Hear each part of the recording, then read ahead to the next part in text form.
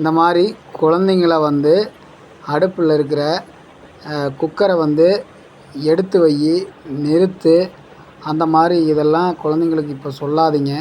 ஏன்னா குக்கர் வந்து சில நேரங்களில் நீங்கள் போய் விசில் ஆஃப் பண்ணிங்கன்னா அது வந்து வெடிக்கிறதுக்கான இது கூட இருக்குது. அதே மாதிரி இந்த மாதிரி குழந்தைங்கள வந்து தூக்கிறதுக்கு அலோவ் பண்ணாதீங்க. முழுக்க முழுக்க இது பெற்றோர்களுக்கு தான் நாங்கள் சொல்ல விரும்புகிறேன்.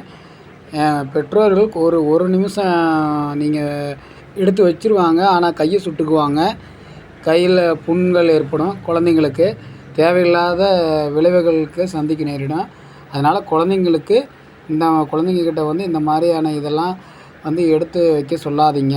அதே மாதிரி பெற்றோர்களே, குழந்தைகள் வந்து குக்கர் விசில் அடங்கிரும், ஆனால் கீழே எடுத்து வைப்பாங்க.